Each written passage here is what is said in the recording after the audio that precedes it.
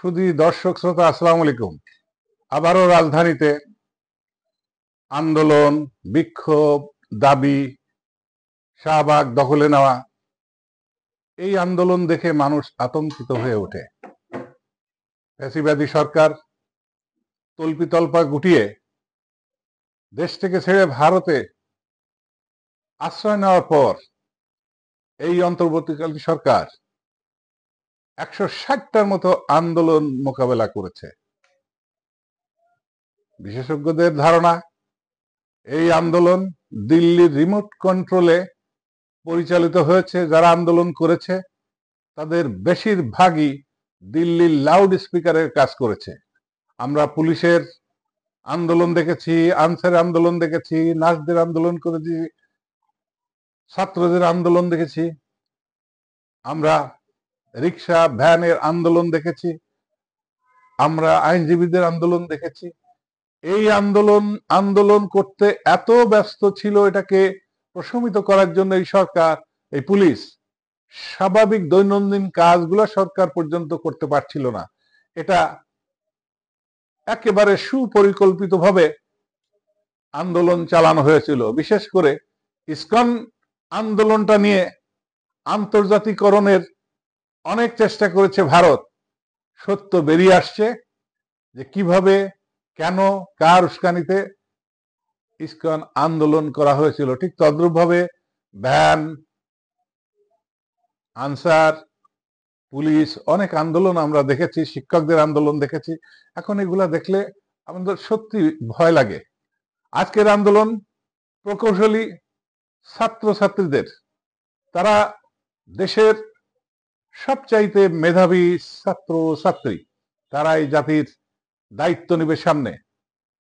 তাদের কতগুলা দাবি ন্যায্য থাকতে পারে, কতগুলা ন্যায্য থাকলেও আইন, দেশের পরিস্থিতি সার্বিক বিবেচনায় অনতিবিলম্বে মানা সম্ভব নাও হতে পারে।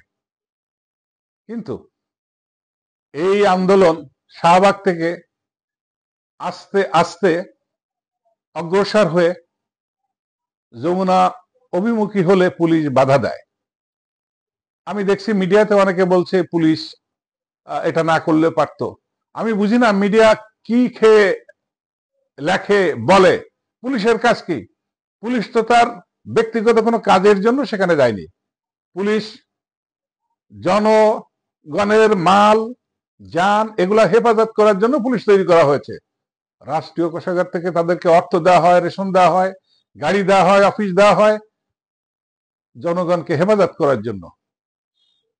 আন্দোলনকারীরা যদি আবেগী হয়ে, উত্তেজিত হয়ে প্রধান উপদেষ্টার বাসভবনের দিকে এগিয়ে যায় আর পুলিশ তাদের সাথে যদি হাত মিলায়, তাদেরকে ছেড়ে দেয়, এটা কি কোনো পুলিশের কর্তব্য হবে? এটা কি কোনো পেশাদারী পুলিশের কর্তব্য হবে? নিশ্চয়ই না। পুলিশ যতটুকু করেছে অবশ্যই আইন অনুযায়ী তারা আইন প্রয়োগ করেছে।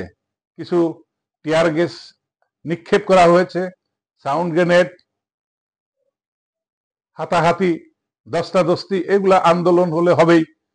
পুলিশ আমি মনে করি তার দায়িত্ব পালন করেছে।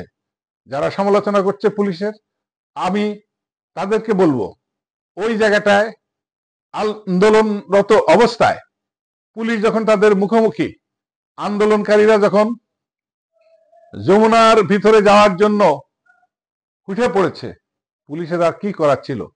পুলিশও আহত হয়েছে, আন্দোলনকারীরা আহত হয়েছে। ইতিমধ্যে আমরা দেখেছি জনপ্রশাসন সচিব মোখলেসুর রহমান তিনি বলেছেন যে এই আন্দোলনের দরকার হয় না, তারা অত্যন্ত মেধাবী, জ্ঞানী, তারা একটা স্মারকলিপি দিতে পারে।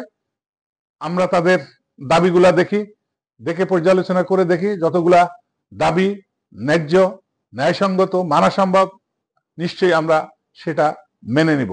আশা করি আগামীতে এই শাহবাগের মতো গুরুত্বপূর্ণ জায়গা দখলে নেওয়ার আন্দোলন কেউ করবে না।